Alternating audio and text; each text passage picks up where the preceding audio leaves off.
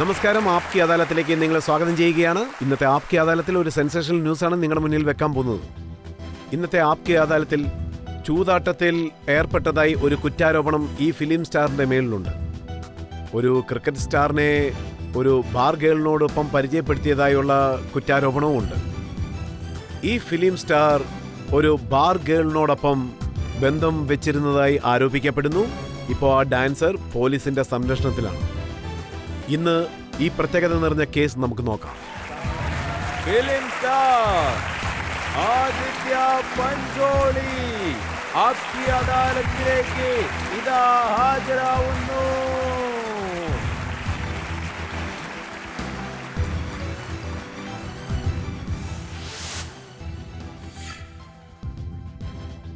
ആപ്കി അദാലത്തിൽ വിചാരണ തുടങ്ങുന്നതിന് മുൻപ്, ചോദ്യങ്ങൾ തുടങ്ങുന്നതിന് മുൻപ് ഇന്നത്തെ ജഡ്ജിയും IBയുടെ ഫോർമർ ഡയറക്ടറുമായ അരുൺ ഭഗത്തിന്റെ അനുവാദത്തോടുകൂടി ഇന്നത്തെ വിചാരണ നമുക്ക് തുടങ്ങാം. നിങ്ങൾക്ക് ഈ നീതിപീഠം അനുവാദം തരുന്നു. നിങ്ങൾക്ക് നിങ്ങളുടെ വിചാരണ തുടങ്ങാവുന്നതാണ്. ആപ്കി അദാലത്തിൽ ആദിത്യ പഞ്ചോളിയുടെ മേലുള്ള ആദ്യത്തെ കുറ്റാരോപണം. ആപ്കി അദാലത്തിൽ ഫിലിം സ്റ്റാർ ആദിത്യ പഞ്ചോളിയുടെ മേലുള്ള കുറ്റാരോപണം ഇദ്ദേഹം ക്രിക്കറ്റ് ബെറ്റിംഗിൽ ഏർപ്പെട്ടു എന്നുള്ളതാണ്. ആദിത്യ പഞ്ചോളി സാർ, ഇത് സത്യമാണോ? ദീപ ബാർ എന്നുള്ളത് മുംബൈയിലെ ഏറ്റവും പ്രശസ്തമായ ഒരു ബാറാണ്. അവിടെ പെൺകുട്ടികൾ ഡാൻസ് കളിക്കും. താങ്കൾ അവിടെ സ്ഥിരമായിട്ട് പോകാറുണ്ടോ? നല്ലതാണോ ചീത്തയാണോ എന്നൊന്നും പറയാൻ സാധിക്കില്ലെങ്കിലും ബാർ വെറും ബാർ മാത്രമാണ്. ഞാനവിടെ റെഗുലറായിട്ടൊന്നും പോവാറില്ല. കുറ്റാരോപണം എന്താണെന്ന് വെച്ചാൽ താങ്കൾ അവിടെ പോകുന്ന സമയത്ത് താങ്കൾ ശ്രീലങ്കൻ ക്രിക്കറ്ററായ മുരളിയെ കൂട്ടിക്കൊണ്ട് പോയിരിക്കുകയാണ്. അതിനുശേഷം മുരളിക്ക് ആ ബാർ ഗേളിനെയും താങ്കൾ പരിചയപ്പെടുത്തി കൊടുത്തിരിക്കുകയാണ്. തീർച്ചയായും തെറ്റാണ്. ഞാൻ മുരളി അങ്ങോട്ട് കൊണ്ടുപോയി എന്നുള്ളത് സത്യമാണ്. മുരളിയും ഞാനും ഡിന്നർ കഴിച്ചുകൊണ്ടിരിക്കുകയായിരുന്നു. ഞങ്ങളുടെ ഒരു കോമൺ ഫ്രണ്ട് കാരണം ഞങ്ങൾ പരിചയപ്പെട്ടു. മുത്തയ്യ മുരളീധരനെ പരിചയപ്പെടാൻ ആർക്കും ആഗ്രഹമില്ലാത്ത ഞാൻ പണ്ട് മുതലേ അദ്ദേഹത്തിന്റെ ഫാനാ. ഞാൻ എല്ലാ ക്രിക്കറ്റേഴ്സിന്റെ ഒരു ഫാനാ. മുരളിയുടെ കാര്യം എടുത്താൽ ഞാൻ അദ്ദേഹത്തിന്റെ വലിയൊരു ഫാനാണ്. മുരളി താങ്കൾക്ക് മുൻപ് തന്നെ അറിയാം? ഇല്ല, എനിക്കറിയില്ലായിരുന്നു. ഞങ്ങൾ അന്നാണ് ആദ്യമായിട്ട് കണ്ടുമുട്ടിയത്. ഞങ്ങൾ റെസ്റ്റോറൻറ്റിലേക്ക് കഴിക്കാനായിട്ടിരുന്നു. അപ്പോൾ അദ്ദേഹത്തിന് സീ ഫുഡാണ് കഴിക്കാൻ താല്പര്യമെന്ന് പറഞ്ഞു. ഞാൻ പറഞ്ഞു എൻ്റെ ഒരു ഫ്രണ്ടിന്റെ റെസ്റ്റോറൻ്റ് ഉണ്ട്, അവിടെ സീ ഫുഡൊക്കെ നന്നായിരിക്കുമെന്ന്. അദ്ദേഹത്തിന് താല്പര്യമുണ്ട്, എൻ്റെ കൂടെ വരാമെന്നും ഞാൻ പറഞ്ഞു. അങ്ങനെ അവിടെയെല്ലാം ഞാൻ അറേഞ്ച് ചെയ്ത് കൊടുത്തു. അവിടെ വെച്ച് മുരളി എന്നോട് പറഞ്ഞു, മുംബൈയിൽ വലിയ ബാറൊക്കെ ഉണ്ടെന്ന് കേട്ടല്ലോ, അതും വലിയ ഡാൻസ് ബാറൊക്കെ. താങ്കൾ ഞാൻ സ്ഥിരമായിട്ട് പോകുന്ന സ്ഥലമല്ലേ? ഇല്ല, ഞാൻ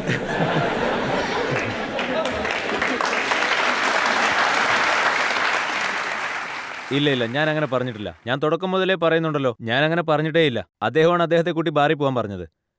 കാരണം ആ ബാറ് എൻ്റെ ക്ലോസ് ഫ്രണ്ടിൻ്റെതായിരുന്നു. ഞാൻ ഫോണിൽ വിളിച്ച് പറഞ്ഞു, എൻ്റെ ഫ്രണ്ട് മുരളിയും ഞാനും കൂടി അങ്ങോട്ട് വരുന്നുണ്ട്, എല്ലാം അറേഞ്ച് ചെയ്ത് വെക്കണമെന്ന്. എല്ലാം ഭംഗിയായിട്ട് അറേഞ്ച് ചെയ്യണം, വലിയ വലിയ ആളുകളാണ് വരുന്നത്, കൂടെ മുരളിയുണ്ട് എന്നൊക്കെ ഞാൻ അവരോട് പറഞ്ഞു. ഇത്രയേ പറഞ്ഞുള്ളൂ. ഞങ്ങൾ അവിടേക്ക് പോയി. എന്നെ എല്ലാവർക്കും പെട്ടെന്ന് മനസ്സിലായി. മുരളിയെ അവർക്ക് മനസ്സിലാവാൻ ഒരു 2-3 മിനിറ്റ് സമയമെടുത്തു. അങ്ങനെ എന്നെയും മുരളിയെയും ഒന്നിച്ച് കണ്ടതിന് ശേഷം അവിടെ ഡാൻസ് കളിക്കാനുണ്ടായിരുന്ന എല്ലാ പെണ്ണുങ്ങളും കൂടി കസ്റ്റമേഴ്സിന്റെ മുന്നിൽ വെച്ച് ഡാൻസ് കളിക്കാൻ തുടങ്ങി.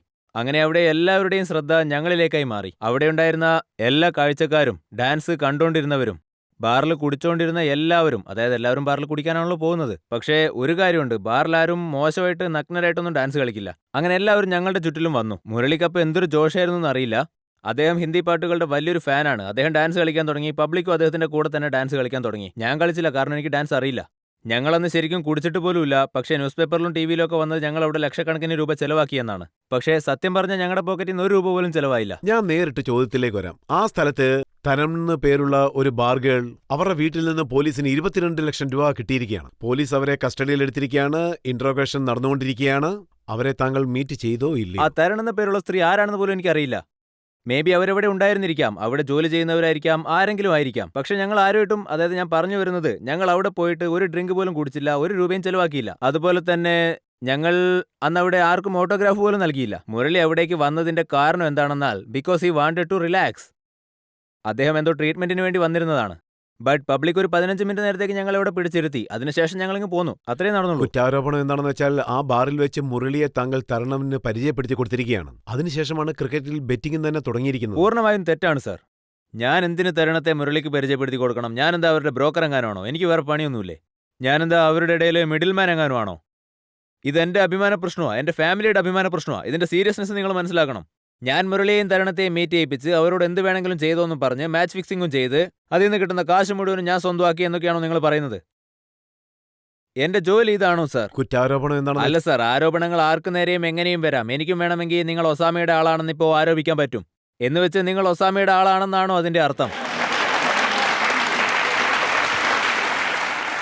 ആദിത്യ സർ, മുംബൈ പോലീസ് റിപ്പോർട്ടേഴ്സിനോടും പത്രക്കാരോടും എന്താ പറഞ്ഞെന്ന് വെച്ചാ, അതായത് ആദിത്യ പഞ്ചോളി തരണിനെ മുരളിക്ക് പരിചയപ്പെടുത്തി കൊടുത്തിരിക്കുകയാണ്. മുരളി ക്രിക്കറ്റ് ബെറ്റിംഗിൽ ഏർപ്പെട്ടതായി തരണം പറഞ്ഞതായിട്ടാണ് അവർ പറയുന്നത്. ഇപ്പോ തരണത്തിന്റെ സ്റ്റേറ്റ്മെന്റ് നോക്കിയാ പോലീസിനെ പറ്റി എന്താണ് പറയുന്നത്? തരണത്തിന്റെ സ്റ്റേറ്റ്മെന്റിൽ എന്താ പറയുന്നതെന്ന് വെച്ചാൽ, പോലീസുകാരെ ഞാൻ ബഹുമാനിക്കുന്നു, അതേസമയം പോലീസുകാരെ ഭയപ്പെടുകയും ചെയ്യുന്നു. അതാണ് സത്യം. എല്ലാവരും ബഹുമാനിക്കുകയും വേണം, അതേസമയം പേടിക്കുകയും വേണം. തരണം ആക്ച്വലി അവരുടെ സ്റ്റേറ്റ്മെന്റിനകത്ത് എന്താ പറഞ്ഞിരിക്കുന്നതെന്ന് വെച്ചാ, അവർക്ക് ആദിത്യ പഞ്ചോളി ആരാണെന്ന് പോലും അറിയില്ലെന്ന്. അവർ പ്രസ്സിനോടും പറഞ്ഞിട്ടുണ്ട്, ടി വിയിലും പറഞ്ഞിട്ടുണ്ട്. ഞാൻ ടി വിയിൽ കണ്ടിട്ടില്ല, കാരണം എനിക്ക് അപ്പോഴൊക്കെ ടി വി കാണുന്നത് തന്നെ ദേഷ്യമായിരുന്നു. അവരെന്തായാലും പറഞ്ഞിട്ടുണ്ട് അവർക്ക് ആദിത്യ പഞ്ചോളിയും അറിയില്ല, അതുപോലെ മുരളിയും അറിയില്ല എന്ന്. അതുപോലെ ഇന്ന് മുരളിയുടെ സ്റ്റേറ്റ്മെന്റ് നോക്കുകയാണെങ്കിൽ അദ്ദേഹത്തിന്റെ റിട്ടേൺ സ്റ്റേറ്റ്മെന്റ് വന്നിട്ടുണ്ടെന്നാണ് തോന്നുന്നത്. അതിൽ അദ്ദേഹം പറയുന്നത് ആദിത്യ പഞ്ചോളിയെ ഒരു തവണയെ കണ്ടിട്ടുള്ളൂ എന്നാണ്. ഇത് തന്നെയാണ് ഞാനും പറയുന്നത്. അദ്ദേഹവും പറയുന്നത് ഇത് തന്നെയാണ്, അതായത് തരുണത്തെ ഇതുവരെ ഞങ്ങൾ മീറ്റ് ചെയ്തിട്ടേ ഇല്ല എന്ന്. അതേപോലെ മുരളിയെപ്പറ്റി ഞാനിവിടെ നിർബന്ധമായിട്ട് ഒരു കാര്യം പറയണമെന്ന് ആഗ്രഹിക്കുകയാണ്. ഞാൻ അദ്ദേഹത്തിന്റെ കൂടെ 2 മണിക്കൂർ ചെലവഴിച്ചു. അദ്ദേഹത്തെ കണ്ടപ്പോൾ എനിക്ക് തോന്നിയ കാര്യം, he's A soldier of his country. അദ്ദേഹം ഒരിക്കലും തന്റെ രാജ്യത്തെ വഞ്ചിക്കില്ല. ഇത് എന്റെ ഒരു പേഴ്സണൽ ഫീലിംഗ് ആണ്. ബാക്കി എന്തൊക്കെയാ നടന്നതെന്ന് പോലീസുകാർ അന്വേഷിച്ചോളും, ICC അന്വേഷിച്ചോളും, ബന്ധപ്പെട്ട അതോറിറ്റീസ് അന്വേഷിച്ചോളും. ഞാൻ എനിക്ക് തോന്നിയ ഒരു പേഴ്സണൽ ഫീലിംഗ് പറഞ്ഞു എന്ന് മാത്രം. ശരി, താങ്കൾ തന്നെ പറയൂ. അന്ന് താങ്കൾ മുരളിയെ കണ്ടിരുന്നു. അതിനുശേഷം താങ്കൾ മുരളിയെ കോണ്ടാക്ട് ചെയ്തിരുന്നു? അതിനുശേഷം ഇന്ന് വരെ, അതായത് നമ്മുടെ നാട്ടിൽ മൊബൈൽ ഫോൺ എപ്പോഴാണ് വന്നത്, നമ്മുടെ മുംബൈയിലൊക്കെ, ഓക്കെ, അന്ന് മുതൽ എനിക്ക് ഒരൊറ്റ നമ്പറേ ഉള്ളൂ. എന്റെ നമ്പർ ഞാൻ മുരളിക്ക് കൊടുത്തിട്ടുമില്ല, മുരളിയുടെ നമ്പർ ഞാൻ ചോദിച്ചു വാങ്ങിച്ചിട്ടുമില്ല. അതിനുശേഷം ഞാൻ മുരളിയും കണ്ടുമുട്ടിയിട്ടുമില്ല. ഒരുപക്ഷെ അദ്ദേഹം അന്ന് സ്റ്റേറ്റ്മെന്റ് കൊടുത്തപ്പോഴായിരിക്കും വീണ്ടും എന്നെ പറ്റി ഓർത്തത്. അതായത് ഞാനന്ന് ആദിത്യ പഞ്ചോളി എന്ന ആക്ടറെ കണ്ടുമുട്ടിയിരുന്നല്ലോ എന്ന സംഭവമൊക്കെ. ആദിത്യ പഞ്ചോളി എന്നെ കുടുക്കി വിട്ടല്ലോ എന്ന് അദ്ദേഹം ഫീൽ ചെയ്തത്. ഞാൻ ഇതേ കാര്യം തന്നെ പറഞ്ഞുകൊണ്ടിരിക്കുന്നത്. ഞാനിത് വീണ്ടും പറയാം. അതായത് മുരളിയാണ് ബാറിൽ പോകണമെന്ന് പറഞ്ഞത്. ഒരുപക്ഷെ ഞാൻ ശ്രീലങ്കയിൽ പോയിട്ട് മുരളിയോട് ഞാൻ പറയുകയാണ്, എനിക്ക് ഡിസ്കോയിൽ പങ്കെടുക്കണം, ഡാൻസ് ചെയ്യണം, ബാറിൽ പോകണം, ഇങ്ങനെ പറഞ്ഞാൽ മുരളി എന്നെ കൊണ്ടുപോകാതിരിക്കുമോ? ഇല്ലല്ലോ. അദ്ദേഹം എൻ്റെ ഗസ്റ്റ് ആയിരുന്നു, ഞാൻ അദ്ദേഹത്തെ സൽക്കരിച്ചു. അതൊരു പ്രൈവറ്റായ സ്ഥലമൊന്നും ആയിരുന്നില്ലല്ലോ. ചിലർക്കേ പോകാൻ പറ്റൂ, ചിലർ പോകാൻ പാടില്ല എന്നൊക്കെ പറയാൻ. അവിടെ ആർക്കും പോവാലോ. ഒരുപക്ഷെ അദ്ദേഹം എന്നോട് ക്ഷേത്രത്തിലാണ് കൊണ്ടുപോകാൻ പറഞ്ഞിരുന്നെങ്കിൽ ഞാൻ ക്ഷേത്രത്തിലേക്ക് കൊണ്ടുപോയാനേ. ഇപ്പൊ ഇതില് മുരളി കാരണമാണ് താങ്കൾ കുടുങ്ങിയതായി താങ്കൾക്ക് വല്ല ഫീലും ഉണ്ടോ? ഞാൻ മുരളി എറിഞ്ഞ ദൂസര പന്തിന്റെ അവസ്ഥയിലായി എന്ന് പറയാം.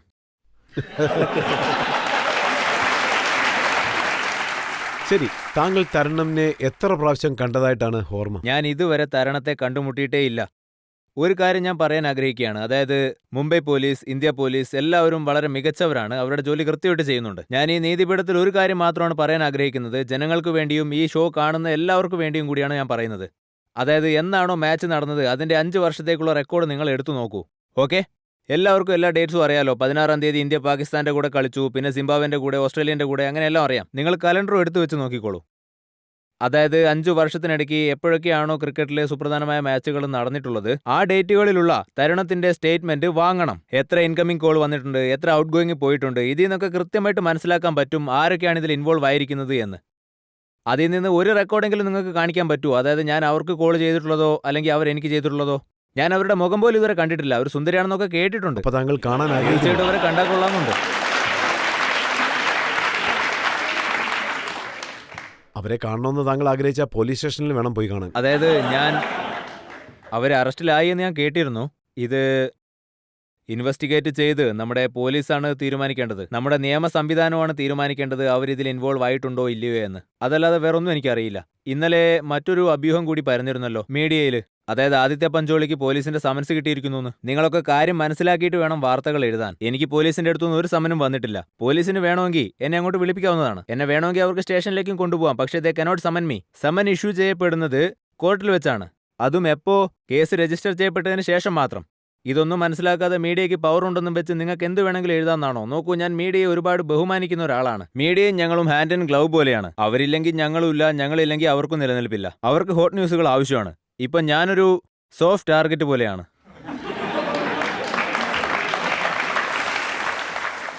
താങ്കൾ മീഡിയയ്ക്ക് ടക്ക് ടക്കെന്ന് ഹോട്ട് ന്യൂസ് ആണല്ലോ കൊടുക്കുന്നത്. ഇദ്ദേഹം പറയുന്നത് ഒരു കണക്കിന് സത്യമാണ്. അതായത് ഞാൻ എന്റെ ജീവിതത്തിൽ ഇതുവരെ ചെയ്ത എല്ലാ തെറ്റുകൾക്കും നീതിപീഠത്തെ സാക്ഷിയാക്കി, ജഡ്ജി സാറിനെ സാക്ഷിയാക്കി, സത്യങ്ങളെ സാക്ഷിയാക്കി, എന്റെ കുടുംബത്തെ സാക്ഷിയാക്കി, ആരോടൊക്കെ ഞാൻ ഇതുവരെ എന്തെങ്കിലും തെറ്റ് ചെയ്തിട്ടുണ്ടോ അവരോടെല്ലാവരോടും ഞാൻ ഇപ്പോൾ കൈകൂപ്പി മാപ്പ് അപേക്ഷിക്കുകയാണ്. ആദിത്യ പഞ്ചോളി സാർ, ഇപ്പോഴാണ് വിചാരണ തുടങ്ങിയിരിക്കുന്നത്. ക്ഷമ ചോദിക്കാൻ താങ്കൾക്ക് ധാരാളം സമയം ഇനിയുണ്ട്. ഇപ്പോൾ നമുക്കൊരു ബ്രേക്ക് എടുക്കാം. ബ്രേക്കിന് ശേഷം ആദിത്യ പഞ്ചോളിയുടെ മേലുള്ള അടുത്ത കുറ്റാരോപണം എന്താണെന്ന് നമുക്ക് നോക്കാം.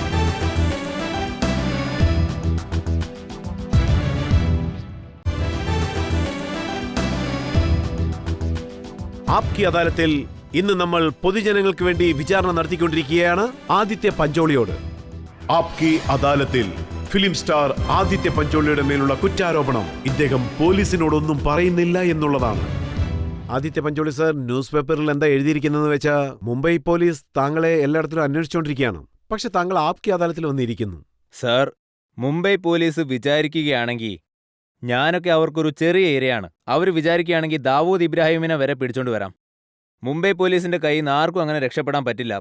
ലോകത്തുള്ള ഏത് പോലീസായാലും അങ്ങനെ ആർക്കും രക്ഷപ്പെടാൻ പറ്റില്ല. വിരൽ ഞൊടിക്കുന്ന സമയത്തിനുള്ളിൽ അവർക്ക് ഏത് കുറ്റവാളിയെയും പിടിച്ചുകൊണ്ടുവരാൻ സാധിക്കും. അതായത് ഇന്നത്തെ ന്യൂസ് പേപ്പറിൽ എന്താ എഴുതിയിരിക്കുന്നത് വെച്ചാൽ Aditya Pancholi crime branch police സ്റ്റേഷനിലേക്ക് പോയിരുന്നു. വണ്ടിയിൽ തന്നെ ഇരുന്നു. പുറത്ത് ധാരാളം മീഡിയക്കാരൊക്കെ ഉള്ളതുകൊണ്ട് അവരെയൊക്കെ കണ്ട് അദ്ദേഹം തിരിച്ചു പോയെന്ന് പറയുന്നു. ഞാൻ എന്തിന് പോലീസ് സ്റ്റേഷൻ പോകണം? എനിക്ക് ഒരു ഫോൺ കോളും വന്നിട്ടില്ല, ഒരു സമനം വന്നിട്ടില്ല. എനിക്ക് കോൾ വന്നത് മീഡിയയുടെ അടുത്തുനിന്നാണ്. പുലർച്ചെ 5 മണി മുതൽ വിളിക്കുന്നുണ്ട്, എപ്പോഴാ പോലീസ് സ്റ്റേഷൻ പോകുന്നതെന്നും ചോദിച്ച്. ഞാൻ പറയും ഞാൻ എന്തിനാ പോലീസ് സ്റ്റേഷനിൽ പോകുന്നത്, എന്നെ ആരും വിളിച്ചിട്ടില്ലല്ലോ എന്ന്. പോലീസ് എന്നെ വിളിക്കാൻ എനിക്കും ആഗ്രഹമുണ്ടെന്ന് ഞാൻ പറയും. അവരെല്ലാം പരിഗണിച്ച് കൃത്യമായി നീതി നടപ്പിലാക്കണം, അത്രയേ ഉള്ളൂ. ഇനി അഥവാ ഞാൻ കുറ്റവാളി ആണെങ്കിൽ അവർക്ക് എന്നെ 100% ശിക്ഷിക്കാവുന്നതാണ്. കാരണം അതൊരു എക്സാമ്പിൾ സൃഷ്ടിക്കുകയാണ് നമ്മുടെ രാജ്യത്തെ എല്ലാവർക്കും മുൻപിൽ. അതുപോലെ യൂത്തും മനസ്സിലാക്കണം, ആരെങ്കിലും ഇങ്ങനെ കുറ്റം ചെയ്താൽ അവർക്ക് ശിക്ഷ കിട്ടുമെന്ന്. ഇനി അഥവാ ചെയ്തില്ലെങ്കിൽ, ഒരുപക്ഷെ ഞാൻ കുറ്റമൊന്നും ചെയ്തിട്ടില്ലെങ്കിൽ, ഞാൻ കുറ്റവാളി അല്ലെങ്കിൽ ഞാൻ പോലീസിനെ ഒരുപാട് ബഹുമാനിക്കുന്നുണ്ട്. അതേപോലെ പോലീസും എന്നെ ബഹുമാനിക്കണം. അവർ തുറന്നു പറയാൻ തയ്യാറാവണം എനിക്കും ഈ കേസിന് ഒരു ബന്ധവുമില്ലെന്ന്. താങ്കൾ ഇതിൽ ഇൻവോൾവ് ആയിട്ടില്ലെന്നാണ് പറയുന്നത്. അതുപോലെ താങ്കളുടെ മേൽ ആരോപിക്കപ്പെട്ട കുറ്റങ്ങളെല്ലാം താങ്കൾ നിഷേധിക്കുകയാണ്. പക്ഷേ കഴിഞ്ഞ ഒരാഴ്ചയായി തുടർന്ന് താങ്കൾ ന്യൂസ് പേപ്പറിലും TV ചാനലിലും ബ്രേക്കിംഗ് ന്യൂസ് ആയിട്ട് വരുന്നതിന്റെ കാരണം എന്താണെന്ന് വെച്ചാൽ, അതായത് ഈ കാരണങ്ങൾ കൊണ്ടാണ് താങ്കളെ ബ്രേക്കിംഗ് ന്യൂസ് ആയിട്ട് ഇടുന്നത്. സാർ, എനിക്ക് ഇത് വളരെ ഹ്യൂമിലിയേഷനായിട്ട് തോന്നുന്നു. സാർ, ഞാനിതുവരെ ഒരുപാട് കാര്യങ്ങൾ ചെയ്തിട്ടുണ്ട്. ഫിലിം ഇൻഡസ്ട്രിയിലേക്ക് വന്നതിന് ശേഷം ഒരുപാട് തെറ്റായ കാര്യങ്ങളും ചെയ്തിട്ടുണ്ട്. എല്ലാവരും അതൊക്കെ ചെയ്യാറുണ്ട്. സാർ, ഞങ്ങൾ പബ്ലിക്കിനു മുന്നിൽ നേക്കിഡാണ്. ഓക്കെ, എല്ലാം വളരെ നേക്കിഡാണ്. അതായത് ഞങ്ങൾ എന്ത് ചെയ്താലും, ഞങ്ങൾ തുമ്മിയാൽ, റെസ്റ്റോറൻറ്റിൽ വെച്ച് ഭക്ഷണം കഴിച്ചാൽ, അല്ലെങ്കിൽ ആരുമായിട്ടെങ്കിലും പ്രശ്നം ഉണ്ടാക്കിയാൽ, ആരെയെങ്കിലും പ്രണയിച്ചാൽ, ഭാര്യയുടെ കൂടെ പുറത്തു പോയാൽ, അല്ലെങ്കിൽ കുട്ടികളുടെ കൂടെ കളിച്ചാൽ, എല്ലാം ഫോട്ടോ സഹിതം പുറത്തു വരും. We are living in a world which is transparent. പക്ഷേ ഞങ്ങളെ ചൂണ്ടിക്കാണിച്ച് കുറ്റം പറയുന്നവർ സ്വയം ചിന്തിച്ചു നോക്കണം, നിങ്ങൾ നാക്കിഡാണോ അല്ലയോ എന്ന്. വസ്ത്രങ്ങൾക്കുള്ളിൽ എല്ലാവരും നാക്കിഡാണ്. ആരാണ് തെറ്റുകൾ ചെയ്യാത്തവർ? നോക്കൂ സാർ, താങ്കളെ പറ്റി ഇങ്ങനെ ന്യൂസ് വന്നുകൊണ്ടിരിക്കുകയാണെങ്കിൽ അതിന്റെ പിന്നിൽ എന്തെങ്കിലും ഒരു കാരണം കാണില്ലേ? സാർ, അത് പിന്നെ പണ്ടുമുതലേ പ്രസ് എന്നെ പറ്റി ഇങ്ങനെ ഒരു ഇമേജ് ഉണ്ടാക്കിയിട്ടുള്ളതാണ്. ഞാനൊരു പഴയ സംഭവം പറയാം, ചിലപ്പോൾ കേട്ടാൽ നിങ്ങൾ അത്ഭുതപ്പെട്ടു പോകും. ഞാനൊരു ആംഗ്രി യങ്മാനായിട്ട് ഇരിക്കാൻ വേണ്ടി അവർ മനഃപൂർവ്വം ഇങ്ങനെയൊക്കെ ചെയ്യുകയാണ്. എന്നെ സ്ക്രീനിൽ അവർ ആംഗ്രി യങ്മാനായിട്ട് ഇരിക്കാൻ അനുവദിക്കുന്നില്ല, എന്നാൽ റിയൽ ലൈഫിൽ ആംഗ്രി യങ്മാൻ ആക്കിയിരിക്കുകയാണ്. ആംഗ്രി യങ്മാൻ ഇപ്പോൾ എവിടെ നിന്ന് എവിടം വരെ വന്നു നോക്കൂ. എൻ്റെ ഇപ്പോഴത്തെ അവസ്ഥ എന്താണെന്ന് നോക്കൂ. എനിക്ക് ഇങ്ങനെ ഒരു ഇമേജും തന്ന് അതെല്ലാ കാലത്തേക്കും നിലനിർത്തുവാൻ വേണ്ടി എന്നെ വില്ലനാക്കിയിരിക്കുകയാണ്. സാർ, ഞാൻ എന്ത് തെറ്റാണ് ചെയ്തത്? എൻ്റെ പേരിൽ എന്തെങ്കിലും കേസ് നടന്നുകൊണ്ടിരിക്കുന്നുണ്ടോ?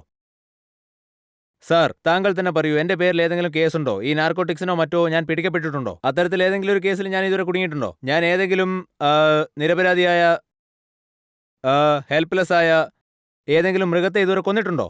എന്റെ പേരിലുള്ള കേസ് എന്താണ്? പാർക്കിങ്ങിന്റെ പേരിൽ, അതിന്റെ പേരിൽ, ഇതിന്റെ പേരിൽ. ഇതൊക്കെ എല്ലാവർക്കും ഉള്ളതാണ്. ഒരു നോർമൽ പേഴ്സൺ ആകുമ്പോൾ ഉണ്ടാവുന്നതാണ്. സോ ഓരോ തവണയും വേറെ ആരെങ്കിലും വല്ലതും ചെയ്താൽ അതൊന്നും കുറ്റമല്ല, അവർ നിരപരാധിയാണ്, പാവമാണ്. അത് തന്നെ ആദിത്യ പഞ്ചോളി ചെയ്താലോ എന്നെ പിടിച്ച് ദാവൂദ് ഇബ്രാഹിമിന്റെ ലെവലിൽ കൊണ്ടുപോകും.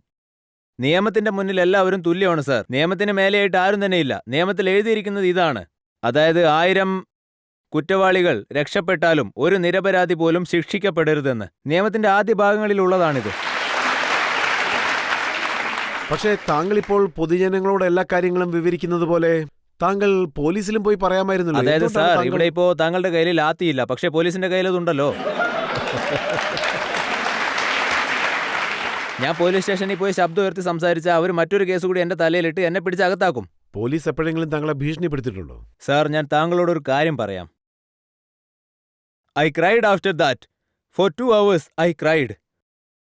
സാർ, ഞാൻ സർ, ഞാനൊരു IPS ഓഫീസറിന്റെ റൂമിലേക്ക് പോയി ഈ പാർക്കിംഗ് കേസുമായിട്ട് ബന്ധപ്പെട്ട്. തരുണം കേസല്ല, പാർക്കിംഗ് കേസുമായിട്ട് ബന്ധപ്പെട്ട്. അദ്ദേഹത്തിന്റെ റൂമിലോട്ട് പോയി. He was wearing his colours. അദ്ദേഹം അദ്ദേഹത്തിന്റെ യൂണിഫോം ഇട്ടിരുന്നു. അദ്ദേഹത്തെ ഞാൻ അന്നും ഇന്നും എന്നും ഒരുപോലെ ബഹുമാനിക്കുന്നു. സർ, ഞാൻ അദ്ദേഹത്തോട് പോയി പറഞ്ഞു, എന്റെ പേര് ആദിത്യ പഞ്ചോളി, എനിക്ക് തെറ്റുപറ്റി, എന്നോട് ക്ഷമിക്കണം, ദയവ് ചെയ്ത് അങ്ങയുടെ ഓഫീസിൽ വെച്ച് കോംപ്രമൈസ് സംസാരിച്ച് എന്നെ മാപ്പാക്കി വിടണം. ഒരുപക്ഷെ ഞാൻ അവരെ കാണാൻ പോയാൽ അവരെനിക്ക് മേൽ കുറ്റം ചുമത്താം. അതിനുശേഷം എഗെയിൻ ഐ റിപ്പീറ്റ്, ആരുടെ കൂടെയാണോ പ്രശ്നം ഉണ്ടായത്, പ്രതീക്, അദ്ദേഹം നല്ല ഫാമിലിയിൽ നിന്നുള്ള ആളാണ്. സർ, അന്ന് അദ്ദേഹം എന്നോട് പല്ല് കടിച്ചുകൊണ്ട് എന്താ പറഞ്ഞതെന്നറിയോ? അദ്ദേഹം എന്നോട് പറഞ്ഞു, നീ വലിയ ദാദാഗിരി പണിയാ ചെയ്യുന്നതെന്ന്. ഞാൻ ചോദിച്ചു, സാർ, ഞാൻ എന്താ ചെയ്തതെന്ന്. ഞാൻ എന്താ ചെയ്തത്? നീ എന്താ ചെയ്തതെന്ന് ഞാൻ പറയട്ടെ എന്ന് ചോദിച്ചു. അപ്പം ഞാൻ പറഞ്ഞു, ആ പറയൂ സാറേ എന്ന്. അങ്ങനെയാണോ? അപ്പോൾ അദ്ദേഹം പറഞ്ഞു, mister Aditya Pancholi, you R a drug dealer, U are dealing in narcotics. Okay, അത്രയും വലിയൊരു ഓഫീസർ എന്ന യൂണിഫോമിൽ അദ്ദേഹത്തിന്റെ ഓഫീസിൽ വെച്ചാണ് എന്നോട് ഇങ്ങനെ പറഞ്ഞത്. ഞാൻ ചുമ്മാ റോഡിലൂടെ നടന്നു പോകുന്ന ഒരാളൊന്നും ആയിരുന്നില്ല. അങ്ങനെ നടന്നു പോകുന്ന ഒരാളോട് ഇങ്ങനെയൊന്നും പറയാൻ സാധിക്കില്ല, അതായത് അയാൾ തെറ്റൊന്നും ചെയ്തില്ലെങ്കിൽ. അദ്ദേഹം പറഞ്ഞു, mister Aditya Pancholi, you R a drug peddler, you are dealing in narcotics. ഞാൻ ചോദിച്ചു, സർ. അപ്പൊ പറഞ്ഞു, ഇത് മാത്രമല്ല, യു ആർ എ മാച്ച് ഫിക്സർ. ഞാൻ ചോദിച്ചു, സാർ, നിങ്ങൾ എന്തൊക്കെയായി പറയുന്നതെന്ന്. അപ്പൊ പറഞ്ഞു, ഒന്നുമല്ല mister Aditya Pancholi, you R a pimp. അദ്ദേഹം എന്നെ പിംപ് എന്ന് വിളിച്ചു. ഞാൻ വീട്ടിലെത്തിയ ശേഷം കരഞ്ഞു. കാരണം വേറൊന്നുമല്ല, എന്നെക്കൊണ്ട് ഒന്നും ചെയ്യാൻ സാധിച്ചില്ല. Yes sir, you are the boss, നിങ്ങൾക്ക് എന്ത് വേണേലും ചെയ്യാം, എന്നെക്കൊണ്ട് നിങ്ങളെ ഒന്നും ചെയ്യാൻ പറ്റില്ലല്ലോ. അദ്ദേഹം തന്നെ എന്നോട് പറഞ്ഞു, നിന്നെ ഇങ്ങനെയൊന്നും അല്ലായിരുന്നു ഇങ്ങോട്ട് കൊണ്ടുവരേണ്ടത്. നിന്റെ വീട്ടിന്റെ പുറത്ത് വെച്ച് നിന്റെ തുണിയെല്ലാം മുരിഞ്ഞ് എല്ലാവരുടെയും മുന്നിൽ വെച്ച് നിന്നെ തല്ലണമായിരുന്നു എന്ന് പറഞ്ഞു. ഞാൻ ഇന്ന് അദ്ദേഹത്തോട് പറയാണ്, എന്റെ ദേഹത്തൊന്ന് കൈവച്ച് നോക്ക്. ഞാനും ദൈവത്തെ വിളിക്കാറുണ്ട്. ഞാൻ പ്രാർത്ഥിക്കുന്ന എന്റെ ദൈവത്തോട് ഞാൻ പറഞ്ഞു, എനിക്ക് ആപ്കി അദാലത്തിലേക്ക് വരണമെന്ന്, ശിക്ഷിക്കണമെങ്കിൽ നിങ്ങൾ എന്നെ ശിക്ഷിച്ചോളൂ എന്ന്, ഈ മലിനമായ നീതിപീഠത്തിലേക്ക് എന്നെ അയക്കരുതെന്നും പറഞ്ഞു. ഞാൻ പോയി ഒരിക്കലും അവരുടെ മുന്നിൽ കെഞ്ചാൻ പാടില്ല. എനിക്ക് എന്ത് ശിക്ഷ വേണമെങ്കിലും ദൈവം തരട്ടെ എന്ന് ഞാൻ പറഞ്ഞു. അങ്ങ് തന്നാലും അവർക്കതിനുള്ള അർഹതയില്ല. ഞാൻ ദൈവത്തിന്റെ മുന്നിൽ ഇങ്ങനെയാ കരഞ്ഞത്, ഒറ്റയ്ക്കിരുന്നു കൊണ്ട്. ഒരു പോലീസ് ഓഫീസർ ഇങ്ങനെയാണോ സാർ എല്ലാവരോടും സംസാരിക്കേണ്ടത്? ഞാൻ 21 വർഷമായിട്ട് ഫിലിം ഇൻഡസ്ട്രിയിൽ വർക്ക് ചെയ്യുകയാണ്. എന്റെ അച്ഛൻ ഒരു സ്റ്റാർ ഒന്നും ആയിരുന്നില്ല, ഞാനൊരു താരപുത്രനൊന്നും ആയിരുന്നില്ല. എന്ന് വെച്ച് എനിക്ക് ആരും ഇല്ലെന്നല്ല അർത്ഥം. എനിക്ക് തെരുവിലിറങ്ങേണ്ടി വന്നാലും എന്റെ പുറകിൽ 10,000 ഉണ്ടാവും എനിക്കൊപ്പം. താങ്കൾ പറഞ്ഞതിനെക്കുറിച്ച് പബ്ലിക്കിന്റെ അഭിപ്രായം എന്താണെന്ന് നമുക്ക് അവരോട് തന്നെ ചോദിക്കാം. അതായത് താങ്കൾ മാച്ച് ഫിക്സിംഗിൽ ഇൻവോൾവ്ഡ് ആണ് എന്നും പറഞ്ഞ് താങ്കളുടെ പേരിൽ കുറ്റം ചുമത്തിയപ്പോൾ ആ സമയത്ത് നിങ്ങൾക്ക് എന്താ അനുഭവപ്പെട്ടത്? ഒരു ആക്ടർ മാച്ച് ഫിക്സിംഗിന്റെ പേരിൽ ആരോപണം നേരിടുന്നത് ആദ്യമായിട്ടാണ് വാർത്തയിൽ വരുന്നത്. അതിനെപ്പറ്റി താങ്കൾക്ക് എന്ത് തോന്നുന്നു? ഞാൻ തന്നെയായിരിക്കും അവസാനത്തേതും. പക്ഷെ സാർ, അത് അങ്ങനെ പറയാൻ പറ്റില്ല. പറയാൻ പറ്റില്ല. വീണ്ടും ചിലപ്പോൾ ആരെങ്കിലും ബലിയാടാവാം. നോക്കൂ, ഞാനൊരു മാച്ച് ഫിക്സിംഗും നടത്തിയിട്ടില്ല. എനിക്ക് അതുമായിട്ട് യാതൊരു ബന്ധവുമില്ല. ഞാൻ ഒരു തവണ മാത്രമേ മുരളീധരനെ കണ്ടിട്ടുള്ളൂ. അതുപോലെ ഇന്ത്യൻ ടീമിലെ ഒരു പ്ലെയറെയും എനിക്ക് ഇതുവരെ ഒരു പരിചയവുമില്ല. ഇപ്പോഴാ പുറത്ത് ജതിൻ ശർമ്മയെ കണ്ടത്. എനിക്ക് ഇന്ത്യൻ ടീമിലെ ഒരു പ്ലെയറെ പോലും പരിചയമില്ല. പിന്നെ ഞാൻ എങ്ങനെയാണ് ഈ മാച്ച് ഫിക്സിംഗ് ഒക്കെ നടത്തുക? എന്താ ചോദിക്കുന്നതെന്ന് വെച്ചാൽ, ഇങ്ങനെയുള്ള കുറ്റങ്ങൾ എനിക്കത് ഫീൽ ചെയ്തു. എനിക്ക് വല്ലാത്ത വിഷമം തോന്നി സാർ. എനിക്ക് വല്ലാത്ത പ്രയാസം ഉണ്ടായി സാർ. ഞാൻ ഈ നീതിപീഠത്തിൽ ഇരിക്കുന്നതിന് മുന്നേ തന്നെ പറഞ്ഞു, ഞാൻ ഇതുവരെ എന്റെ ജീവിതത്തിൽ ചെയ്ത എല്ലാ തെറ്റുകളും അംഗീകരിക്കാൻ തയ്യാറാണ് എന്ന്. പക്ഷേ ഞാൻ ചെയ്യാത്ത തെറ്റൊരിക്കലും ഞാൻ അംഗീകരിക്കുകയുമില്ല, അതിനോട് ക്ഷമിക്കുകയുമില്ല. ആദിത്യ സാർ, താങ്കൾ ഇതുപോലെയൊക്കെ ചെയ്ത കുറ്റങ്ങളെക്കുറിച്ചുള്ള ഒരു വലിയ ലിസ്റ്റ് തന്നെ എന്റെ പക്കലുണ്ട്. ഇപ്പോൾ നമുക്കൊരു ബ്രേക്ക് എടുക്കാം. ബ്രേക്കിന് ശേഷം ആദിത്യ പഞ്ചോളിയുടെ മേൽ ചുമത്തപ്പെട്ട അടുത്ത കുറ്റം എന്താണെന്ന് നമുക്ക് നോക്കാം.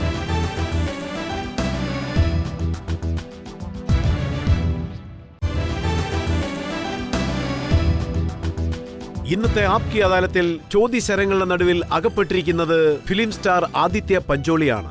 ആപ്കി അദാലത്തിൽ ആദിത്യ പഞ്ചോളിയുടെ മേലുള്ള അടുത്ത കുറ്റാരോപണം. ആപ്കി അദാലത്തിൽ ഫിലിം സ്റ്റാർ ആദിത്യ പഞ്ചോളിയുടെ മേലുള്ള കുറ്റാരോപണം, ഇദ്ദേഹം ചെറിയ കാര്യത്തിന് പോലും വഴക്കുണ്ടാക്കും എന്നുള്ളതാണ്. ആദിത്യ പഞ്ചോളി സാർ, ഇത് ജൂലൈ 14, 1999. ആ സമയത്ത് വന്ന ഒരു ന്യൂസ് പേപ്പർ എന്റെ പക്കലുണ്ട്. അതിലെന്താ എഴുതിയിരിക്കുന്നത് വെച്ചാൽ, ബാന്ദ്രയിൽ നിന്ന് ഒരു മൂവി പാർട്ടി കഴിഞ്ഞു വരുന്ന സമയത്ത് താങ്കൾ കുറച്ച് ലഹരിയിലായിരുന്നു. ഒരു പോലീസുകാരനെ ഇടിക്കുകയും ചെയ്തു. അതെ, ശരിയാണ്. അത് ശരി തന്നെയാണ്. പക്ഷേ അതൊരു ആക്സിഡന്റ് ആയിരുന്നു. എന്തിനാണ് ആക്സിഡന്റ് എന്ന് വിളിക്കുക? ആക്സിഡന്റലായിട്ട് സംഭവിക്കുന്നതിനെ. പോലീസുകാർ ചുമ്മാ ഒരു കോർണറിൽ നിൽക്കുമ്പോൾ ഞാൻ മനഃപൂർവ്വം എന്റെ വണ്ടി ഓടിച്ച് അവരുടെ നെഞ്ചത്തോട്ട് കയറ്റി എന്നതല്ല ആ ഇൻസിഡന്റ്. മനസ്സിലായോ?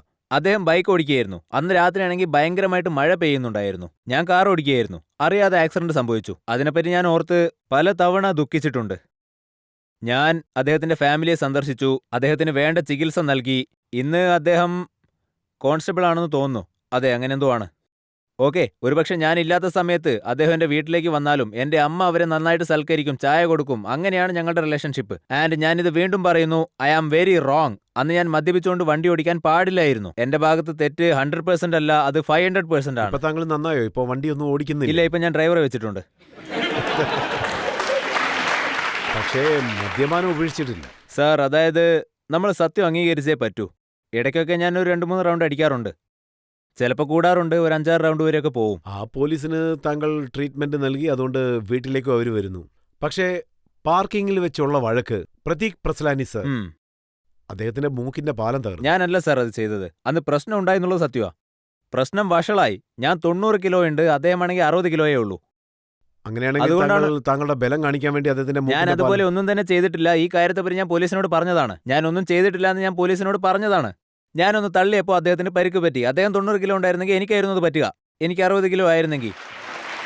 മനസ്സിലാവുന്നുണ്ടോ സാർ? അതിനുശേഷം എന്ത് നടന്നെന്ന് ചോദിക്കൂ. പക്ഷേ പോലീസ് താങ്കൾക്കെതിരായിട്ട് കേസ് ഫയൽ ഇല്ല ചെയ്തിരിക്കുകയാണ്. ഇല്ല ഇല്ല ഇല്ല, ഒരിക്കലും താങ്കൾക്ക് ഇല്ല. ജാമ്യം എടുക്കേണ്ടി വന്നു. ഇല്ല ഇല്ല, ആദ്യം എന്താ സംഭവിച്ചതെന്നൊന്ന് കേൾക്കൂ സാർ. അന്ന് രാത്രി അദ്ദേഹം പോലീസിനെ വിളിച്ചു. ഞാൻ അദ്ദേഹത്തോട് പറഞ്ഞതാണ് പോലീസിനെ വിളിക്കരുതെന്ന്. ഞാൻ അദ്ദേഹത്തോട് മാപ്പും ചോദിച്ചതാണ്. കാരണം ആവശ്യമില്ലാതെ ആ വിഷയം വലുതാക്കണ്ടല്ലോ. രാത്രി 10 മണിക്ക് സ്റ്റേഷനിൽ കൊണ്ടുപോയിട്ട് NC രജിസ്റ്റർ ചെയ്തു. ആരെങ്കിലും പ്രലോഭിപ്പിച്ചതാവും. ഓക്കെ, ഈ NCയുടെ കാര്യം ഞാൻ രാവിലെയാണ് അറിഞ്ഞത്. ഞാൻ അപ്പം തന്നെ പോലീസ് സ്റ്റേഷനിലേക്ക് വിളിച്ചു. പബ്ലിക്കിന് NC ഒന്നും അറിയില്ല. താങ്കളുടെ മേൽ ധാരാളം കേസ് ഉള്ളതുകൊണ്ട് താങ്കൾക്ക് ഇതെല്ലാം നന്നായിട്ട് NCയുടെ ഫുൾ ഫോം അറിയാം. അങ്ങനെ എന്തോ ആണ്. NCയുടെ കാര്യം എടുത്താൽ അത് ആർക്കെതിരെയും പ്രയോഗിക്കാവുന്നതാണ്. എനിക്ക് വേണമെങ്കിൽ നിങ്ങൾക്കെതിരെ രജിസ്റ്റർ ചെയ്യാം, പക്ഷേ ഇദ്ദേഹത്തിനെതിരെ പറ്റില്ല കേട്ടോ. മനസ്സിലായല്ലോ? ഞാൻ നേരെ കാര്യത്തിലേക്ക് കടക്കാം. അതായത് രാത്രി 10:30 മണിക്ക് NC രജിസ്റ്റർ ചെയ്തു. ഞാൻ ഈ കാര്യം അറിയുന്നത് രാവിലെ, അതും മീഡിയ വഴിയാണ് അറിയുന്നത്. ഞാൻ അപ്പം തന്നെ പോലീസ് സ്റ്റേഷനിലേക്ക് വിളിച്ചു. അപ്പോൾ അവർ പറഞ്ഞു ഇതൊരു ചെറിയ കാര്യമാണ്, നിങ്ങൾ വരേണ്ട ആവശ്യമൊന്നുമില്ല എന്ന്. അപ്പം ഞാൻ പറഞ്ഞു എനിക്ക് ക്രോസ് NC ചെയ്യണമെന്ന്. പോലീസുകാർ അപ്പോൾ പറഞ്ഞു നിങ്ങൾ ഇങ്ങോട്ട് വരേണ്ട യാതൊരു ആവശ്യവുമില്ല എന്ന്. അങ്ങനെ ഞാൻ സമാധാനമായിട്ട് ഇങ്ങനെ നടക്കുകയായിരുന്നു. അപ്പോൾ 6:30 മണിക്ക് എനിക്ക് ടൈംസ് ഓഫ് ഇന്ത്യയിൽ നിന്നൊരു കോൾ വന്നു. അതായത് എൻ്റെ പേരിൽ FIR രജിസ്റ്റർ ചെയ്തിട്ടുണ്ടെന്ന് പറഞ്ഞു. ഞാൻ ചോദിച്ചു അതെങ്ങനെ NC FIR ആയിട്ട് കൺവേർട്ട് ചെയ്യുക എന്ന്. What are you saying? എനിക്കെതിരെ നോൺ ബെയിലബിൾ വാറന്റ് പുറപ്പെടുവിച്ചു, അതും സെക്ഷനും ഇട്ടുകൊണ്ട്. 325, 324, 504, 506 പാർട്ട് 2. ഞാനൊരു ലോയറെ പോലെയാണ് സംസാരിക്കുന്നത്. ഇപ്പോ സാർ, പോലീസ് എന്നെ അറസ്റ്റ് ചെയ്യാൻ നോക്കുകയാണ്. എന്തോ ഈശ്വരാനുഗ്രഹം കൊണ്ട് ഞാൻ എൻ്റെ വണ്ടി എടുത്ത് പോയ ഉടനെ പോലീസ് വണ്ടി എൻ്റെ വീടിൻ്റെ മുന്നിൽ വന്നു. അന്ന് രാത്രി അവരെന്നെ പിടിച്ചിരുന്നെങ്കിൽ അന്ന് രാത്രി ഞാൻ പോലീസ് സ്റ്റേഷനിൽ കിടക്കേണ്ടി വരുമായിരുന്നു. പിറ്റേന്ന് രാവിലെ എന്നെ കോർട്ടിൽ ഹാജരാക്കുമായിരുന്നു. ഞാൻ നേരെ ജഡ്ജി സാറിൻ്റെ അടുത്തേക്ക് പോയി. ഹോണറബിൾ ജഡ്ജ് നിക്കം സാറിന്റെ അടുത്തേക്ക്, അതായത് സെഷൻ കോർട്ടിലേക്ക്, കോർട്ട് നമ്പർ 17. എന്നോടൊരു 50 പേരെങ്കിലും പറഞ്ഞു കാണും. അതായത് ഞാൻ പോകുന്ന കോർട്ടിലെ ജഡ്ജി നിക്കം സാറാണ്. അദ്ദേഹം ഒരു കാരണവശാലും എനിക്ക് ഈ ബെയിൽ തരാൻ പോകുന്നില്ല എന്ന്. ഞാൻ അകത്ത് പോയ ഉടനെ ജഡ്ജി നിക്കം സാർ എന്നോട് ചോദിച്ചു എന്താ പറ്റിയത്. അവരൊക്കെ കൂടി ഡിസ്കസ് ചെയ്യുകയായിരുന്നു, ലോയേഴ്സും പിന്നെ ജഡ്ജസും ഒക്കെ. പാർക്കിങ്ങിന്റെ പ്രശ്നമായിട്ടാന്ന് പറഞ്ഞു. അദ്ദേഹം പറഞ്ഞു മിസ്റ്റർ ആദിത്യ പഞ്ചോളി. ഞാൻ അപ്പം തന്നെ വിചാരിച്ചു എന്റെ കാര്യം പോക്കായെന്ന്. അദ്ദേഹം വിളിച്ചത് mister Aditya Pancholi. In my whole career ഞാൻ അദ്ദേഹത്തെ ഒരുപാട് വിലമതിക്കുന്നുണ്ട്. ഞാൻ അദ്ദേഹത്തോട് ഒരുപാട് കടപ്പെട്ടിരിക്കുന്നുണ്ട്. ഹി സെഡ്, ആദിത്യ പഞ്ചോളി, ഞാൻ എൻ്റെ ജീവിതത്തിൽ ഇതുവരെ ആർക്കും ഇതുവരെ ഇന്റർവ്യൂ ബെയിൽ കൊടുത്തിട്ടില്ല എന്ന്. പക്ഷേ ഈ ഒരു സംഭവം ആർക്കും സംഭവിക്കാം. ഓരോ ദിവസവും എൻ്റെ ബിൽഡിങ്ങിലും പാർക്കിങ്ങിന്റെ പേരിൽ പല പ്രശ്നങ്ങളും സംഭവിക്കുന്നുണ്ട്. അദ്ദേഹം എനിക്ക് ഇന്റർവ്യൂ ബെയിൽ തന്നു. അടുത്ത ദിവസം ആന്റിസിപ്പേറ്ററി ബെയിൽ തന്നു. അതായത് തലേ ദിവസം രാത്രി FIR രജിസ്റ്റർ ചെയ്തപ്പോ, അതായത് NC രജിസ്റ്റർ ചെയ്തപ്പോ വധഭീഷണി ഒന്നും ഉണ്ടായിരുന്നില്ല. 506 പാർട്ട് 2 വധഭീഷണിക്കാണ് ഇടുക. അതായത് ഞാൻ നിന്നെ കൊന്നുകളയെന്നൊക്കെ പറഞ്ഞ, അല്ലെങ്കിൽ ഞാൻ നിന്നെ ജീവനോടെ ചുട്ടുകളയെന്നൊക്കെ പറഞ്ഞ, അതാണ് 506 പാർട്ട് 2. അദ്ദേഹം ചോദിച്ചു 20 മണിക്കൂറിന് ശേഷം നിങ്ങൾ അയാളെ കണ്ടിരുന്നോ എന്ന്. ഞാൻ പറഞ്ഞു കണ്ടിട്ടേ ഇല്ല എന്ന്. അദ്ദേഹം പറഞ്ഞു this is after thought. So ഉടനെ തന്നെ അദ്ദേഹം എനിക്ക് ആന്റിസിപ്പേറ്ററി ബെയിലും തന്നു. ഞാൻ അദ്ദേഹത്തിന്റെ വിധിയെ മാനിക്കുന്നു. പക്ഷെ താങ്കൾക്കും ദാവൂദ് ഇബ്രാഹിമിനും തമ്മിൽ എന്തോ ബന്ധമുള്ളതായിട്ട് ന്യൂസ് പേപ്പറിൽ അടുത്തത്. എഴുതി. സാർ, പത്രങ്ങളിൽ എഴുതുന്നത് കണ്ട് നിങ്ങളിപ്പോൾ ചിരിക്കുകയാണ്. പക്ഷേ ഇത് എത്ര സീരിയസ് ആണെന്ന് ആലോചിച്ച് നോക്കൂ. ഒന്ന് നോക്കുകയാണെങ്കിൽ നമുക്കറിയാവുന്ന ന്യൂസ് പേപ്പർ തന്നെയാണ്, ഹിന്ദി ന്യൂസ് പേപ്പർ. അതിലെന്താ എഴുതിയിരുന്നെന്ന് വെച്ചാൽ, ആദിത്യ പഞ്ചോളി മുംബൈയിൽ ഇത്ര അഹങ്കാരത്തോടെ ഇരിക്കുന്നതിന്റെ കാരണം, ഇത്ര ധൈര്യത്തോടെ ഇരിക്കുന്നതിന്റെ കാരണം, അതിന്റെ കാരണം ആദിത്യ പഞ്ചോളിയുടെ ഭാര്യ സെറീന വഹാബ്. എന്റെ ഭാര്യയുടെ കാര്യം എടുത്താൽ 17 വയസ്സ് മുതൽ സിനിമ ഇൻഡസ്ട്രിയിൽ അവൾ വർക്ക് ചെയ്യുന്നുണ്ട്. മാത്രമല്ല ഇതുവരെ ഒരാൾ പോലും അവൾക്ക് നേരെ വിരൽ ചൂണ്ടി സംസാരിച്ചിട്ടില്ല.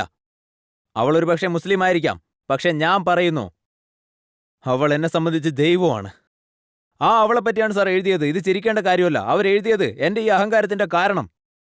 അതിന്റെ കാരണം ആദിത്യ പഞ്ചോളിയുടെ വൈഫ് സെറീന വഹാബ് ദാവൂദ് ഇബ്രാഹിമിനെ പോയിട്ട് രാഖി കെട്ടുന്നുണ്ട്, അതുകൊണ്ടാണത്രേ.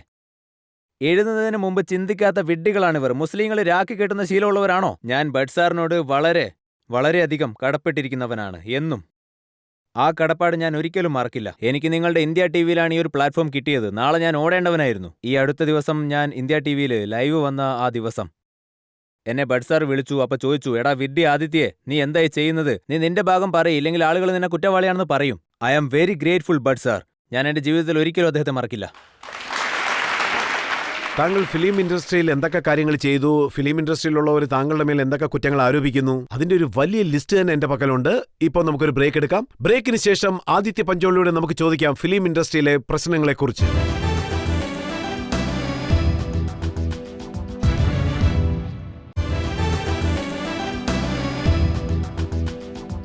ആപ്കി അദാലത്തിൽ ഇന്ന് ജനങ്ങൾക്ക് വേണ്ടി നമ്മൾ ചോദ്യങ്ങൾ ചോദിച്ചുകൊണ്ടിരിക്കുന്നത് ഫിലിം സ്റ്റാർ ആദിത്യ പഞ്ചോളിയോടാണ്.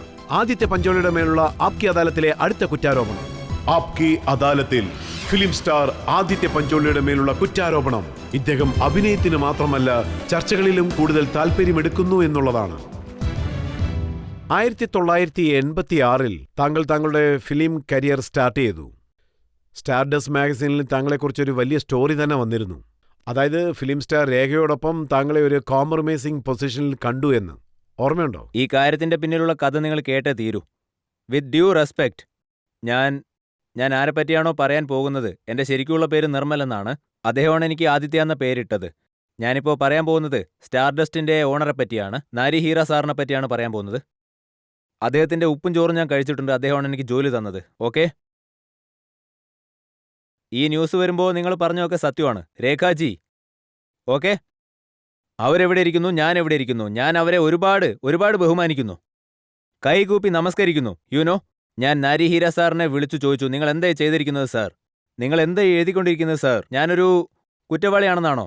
എനിക്ക് പേരിട്ടതുപോലും നിങ്ങളല്ലേ, ഈ ആദിത്യ എന്ന പേര്. നിങ്ങളിങ്ങനെ ചെയ്താൽ എങ്ങനെയാ? അപ്പൊ അദ്ദേഹം പറഞ്ഞു, ആദിത്യ നിനക്കൊന്നും അറിയില്ല, നീ മിണ്ടാതിരിക്കുക, ഷട്ടപ്പ് എന്ന് പറഞ്ഞു. ഞാൻ എന്തുകൊണ്ടാന്ന് ചോദിച്ചു. അദ്ദേഹം പറഞ്ഞു, നിനക്ക് ഇങ്ങനൊരു ഇമേജാണ് തരേണ്ടതെന്ന്. ഇതാണ് നിന്റെ ഇമേജ് ബിൽഡിംഗ് എന്ന് പറഞ്ഞു. അദ്ദേഹമാണ് ഇങ്ങനെ ഒരു ഇമേജ് ക്രിയേറ്റ് ചെയ്തത്. വിത്ത് ഡ്യൂ റെസ്പെക്ട്, ഞാൻ എന്റെ ജീവിതകാലം മുഴുവൻ അദ്ദേഹത്തോട് കടപ്പെട്ടിരിക്കും. പക്ഷേ ശരിക്കും സംഭവിച്ചത്, രേഖാജി അവർക്ക് ജീവിതത്തിൽ ഇതുവരെ ഹാൻഡ് ഷേക്ക് പോലും കൊടുത്തിട്ടില്ല. എന്നിട്ട് കോംപ്രമൈസ് പൊസിഷനെ പറ്റിയൊക്കെ പറയുന്നു. അവരെന്റെ വൈഫിന്റെ ബെസ്റ്റ് ഫ്രണ്ട് ആയിരുന്നു. ഈ ന്യൂസ് പുറത്തു വന്നപ്പോൾ ഞങ്ങളുടെ കല്യാണം കഴിഞ്ഞ് 2 മാസമായതേ ഉള്ളൂ. എന്റെ വൈഫും രേഖാജിയും ബെസ്റ്റ് ഫ്രണ്ട്സ് ആയിരുന്നു. എന്നിട്ട് അദ്ദേഹം ഇങ്ങനെ എഴുതിയത്. ഇത് പ്രിന്റ് ആയ സമയത്ത് വീട്ടിൽ എന്തൊക്കെ സംഭവിച്ചു? വീട്ടിൽ എന്ത് സംഭവിച്ചു എന്നോ? ഞാൻ എന്റെ വൈഫിനെയും നറീര സാറിനെയും സംസാരിപ്പിച്ചു. നിങ്ങൾ രണ്ടുപേരും സംസാരിച്ചൊരു തീരുമാനത്തിൽ എത്തെന്ന് പറഞ്ഞു. രേഖാ മേഡവും പറഞ്ഞു ഞങ്ങൾ രണ്ടുപേരും വളരെ അടുത്ത സുഹൃത്തുക്കളാണെന്ന്. ശരി, താങ്കൾ പറയുന്നത് ഞാൻ അംഗീകരിക്കുകയാണ്. നർഹീര സാർ ഒന്നുമില്ലെന്ന് പറഞ്ഞു. പേപ്പറിൽ എന്താ വന്നെന്ന് വെച്ചാൽ പൂജ ബേദിയുടെ മെയ്ഡിനെ താങ്കൾ റേപ്പ് ചെയ്തു എന്നുള്ളത്. ഇത് നോക്ക് സർ, പൂജ ബേദിയുടെ മെയ്ഡിനെ ഞാൻ റേപ്പ് ചെയ്തിട്ടുണ്ടെങ്കിൽ ഞാൻ അവരെ ഒരുപാട് ബഹുമാനിക്കുന്നുണ്ട്. അവരുടെ കല്യാണം ഇപ്പോൾ കഴിഞ്ഞതാണ്. ഞാൻ അവരെ ഒരുപാട് ബഹുമാനിക്കുന്നുണ്ട്, മര്യാദയും കൊടുക്കുന്നുണ്ട്.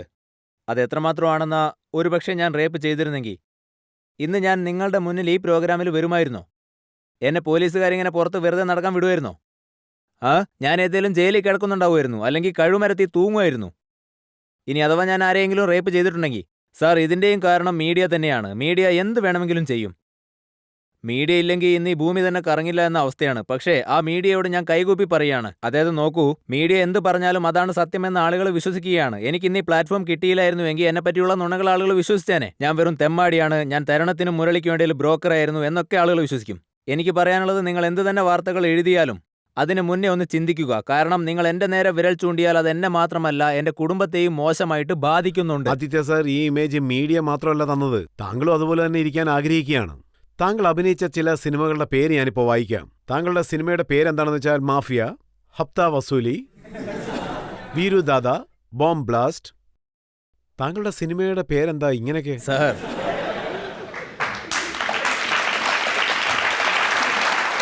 സാർ അതെന്താണെന്നാൽ എനിക്ക് അങ്ങനെയുള്ള ക്യാരക്ടറുകളാണ് കിട്ടുന്നത്. എന്നേക്കാളും സീനിയർ ആയിട്ടുള്ളവർ ഒരുപാടുണ്ട്. അവരൊക്കെ എന്നേക്കാളും ദേഷ്യക്കാരായ ക്യാരക്ടറുകളൊക്കെ ചെയ്യുന്നുണ്ട്. എന്ന് വെച്ച് അവർ റിയൽ ലൈഫിൽ അങ്ങനെയാണെന്നാണോ? അതുകൊണ്ടാണോ അവർ ആ ക്യാരക്ടറുകൾ ചെയ്യുന്നത്?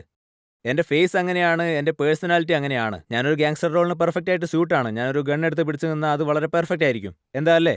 വേറെ ചില ആക്ടേഴ്സ് ഇങ്ങനെ ശ്രമിച്ചാൽ അത് കോമഡി ചെയ്യുന്നത് പോലെ ഉണ്ടാവും. അതിനിപ്പോൾ എനിക്ക് എന്ത് ചെയ്യാൻ പറ്റും? ശരിയല്ലേ? അതുകൊണ്ടാണ് എനിക്ക് ഇങ്ങനെയുള്ള റോൾസ് കിട്ടുന്നത്. അത് മാത്രമല്ല, അതാണ് എൻ്റെ അന്നവും. ഞാൻ വേറെ ഒരുപാട് പടങ്ങൾ ചെയ്തിട്ടുണ്ട്. യാദ് രഖി കി ദുനിയ, അത്രയും നല്ലൊരു പടം പബ്ലിക് കണ്ടിട്ടില്ല. ആ പടത്തിൽ എന്റെ കയ്യിൽ റോസാപ്പൂവായിരുന്നു ഉണ്ടായിരുന്നത്. 1992 ഇൻട്രോയെ കുറിച്ച് പറയാം. എന്റെ കൂടെ പെൺകുട്ടികളുള്ളത് എനിക്ക് ഇഷ്ടമാണ്. എന്റെ ചുറ്റിനും എപ്പോഴും പെൺകുട്ടികൾ ഉണ്ടായിരിക്കണമെന്ന്. അതെ സാർ, അത് ആർക്കാ സാർ ഇഷ്ടമല്ലാത്തത്? സാർ, എനിക്ക് ചോദിക്കാനുള്ളത് എന്താണെന്ന് വെച്ചാൽ, മീഡിയയെ അല്ലാതെ മാച്ച് ഫിക്സിംഗിന്റെ കാര്യത്തിൽ താങ്കൾ വേറെ ആരെയാണ് ബ്ലെയിം ചെയ്യുന്നത്? ഞാൻ പ്രധാന കുറ്റവാളിയായിട്ട് കാണുന്നത് എന്നെ തന്നെയാണ്. ഞാൻ ബാറിൽ പോകാൻ പാടില്ലായിരുന്നു. ഞാൻ എങ്ങനെയുള്ള ആളാണെന്ന് ചോദിച്ചാൽ വളരെ ധൈര്യവാനായ ആളാണ്. ഞാൻ ഓട്ടോയിൽ പോലും കയറാറുണ്ട് ഈ സമയത്തും. വേണമെങ്കിൽ ഞാൻ പബ്ലിക് ട്രാൻസ്പോർട്ടിലും കയറും. എനിക്ക് റോഡിൽ നിന്ന് പാനിപ്പൂരി കഴിക്കണമെന്ന് തോന്നിയാൽ അതും ഞാൻ വാങ്ങി കഴിക്കും. അതായത് എനിക്ക് ബാറിൽ പോയി എൻജോയ് ചെയ്യണമെന്ന് തോന്നിയാൽ ഞാൻ അതും ചെയ്യും. പക്ഷെ അന്ന് ഞാൻ അങ്ങനെ ആവരുതായിരുന്നു, കുറച്ച് ഡിപ്ലോമാറ്റിക് ആവണമായിരുന്നു. ഈ കാര്യോർത്ത് ഞാൻ റിഗ്രറ്റ് ചെയ്യുന്നുണ്ട്. നിങ്ങളുടെ ചോദ്യം വളരെ കറക്റ്റാണ്. ഞാൻ ഇങ്ങനെ ആവാൻ പാടില്ലായിരുന്നു. അതുപോലെ ഞാൻ ആരെയും സജസ്റ്റ് ചെയ്യാറില്ല നിങ്ങൾ എന്നെ ഫോളോ ചെയ്യണമെന്നും പറഞ്ഞ്. താങ്കൾ എത്രത്തോളം നൈസാണ്, എത്രത്തോളം ഗുഡാണ്, എത്രത്തോളം ബാഡാണ്, ഇതെല്ലാം ആപ്കി അദാലത്തിലേക്ക് വിട്ടേക്കാം. ഇന്നത്തെ ആപ്കി അദാലത്തിൽ IBയുടെ ഫോർമർ ഡയറക്ടറാണ് വന്നിരിക്കുന്നത്. അദ്ദേഹം ഇപ്പോൾ ജഡ്ജ്മെന്റ് പറയും. ഇപ്പോൾ നമുക്കൊരു എന്താ ബ്രേക്ക് സാർ എടുക്കാം. ഇങ്ങനെ ചെയ്യുന്നേ? താങ്കളുടെ സത്യാവസ്ഥകൾ പുറത്തു വരാൻ thank you sir. I am very grateful. അത്രയും വലിയൊരു മനുഷ്യനാണ് വിധി പ്രസ്താവിക്കാൻ പോകുന്നത്. അതെന്ത് തന്നെ ആയാലും ഞാനത് അംഗീകരിക്കും. ഇപ്പോൾ നമുക്കൊരു ബ്രേക്ക് എടുക്കാം. ബ്രേക്കിന് ശേഷം ഇന്നത്തെ ജഡ്ജിയായ അരുൺ ഭഗത്തിന്റെ ജഡ്ജ്മെന്റ് നോക്കാം.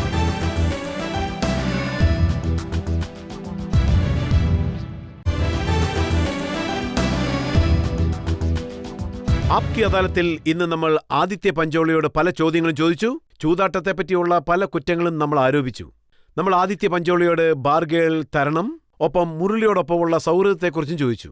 ആപ്കി അദാലത്തിൽ ഇന്ന് ജഡ്ജ്മെന്റ് നൽകാൻ വേണ്ടി നമ്മൾ ക്ഷണിച്ചിരിക്കുന്നത് ഇന്റലിജൻസ് ബ്യൂറോയുടെ ഫോർമർ ഡയറക്ടർ അരുൺ ഭഗത്തിനെയാണ്. ആപ്കി അദാലത്തിലെ അദ്ദേഹത്തിന്റെ ജഡ്ജ്മെന്റ് നോക്കാം.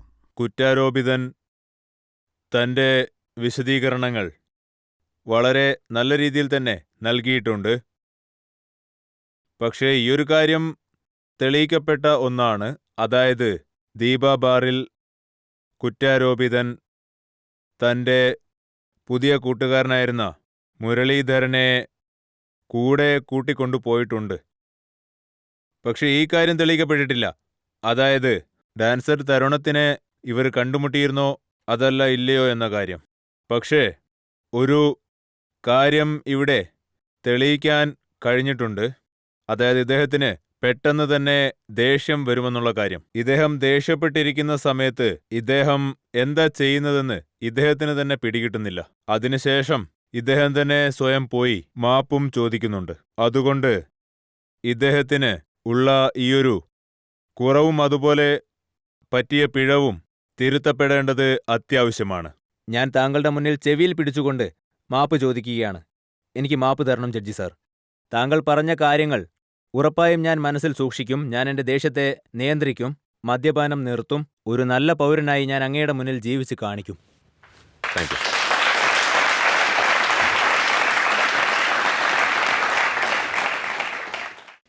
ഈ വിശ്വാസത്തോടുകൂടി, ഈ ദൃഢതയോടുകൂടി ഇന്ന് ആദിത്യ പഞ്ചോളി ജനങ്ങൾക്ക് വാക്ക് നൽകിയിരിക്കുകയാണ്. അത് നിറവേറ്റും. അദ്ദേഹം ഒരു നല്ല മനുഷ്യനായി സമൂഹത്തിന് പല കാര്യങ്ങളും ചെയ്യും. അദ്ദേഹം ഇത്രയും നാൾ അഭിനയിച്ച ആ അഭിനയത്തെക്കാൾ വളരെ മനോഹരമായി ഇനിയും അഭിനയിക്കും. നല്ല സിനിമകൾ നൽകും, ജനങ്ങളെ സന്തോഷപ്പെടുത്തും. ആപ്കി അദാലത്തിലെ ഇന്നത്തെ വിചാരണ ഇതോടെ അവസാനിക്കുകയാണ്. അടുത്ത എപ്പിസോഡിൽ നിങ്ങളെ വീണ്ടും വന്ന് ഞാൻ കാണുന്നതായിരിക്കും പുതിയൊരു വിചാരണയിൽ. എല്ലാവർക്കും നന്ദി, നമസ്കാരം.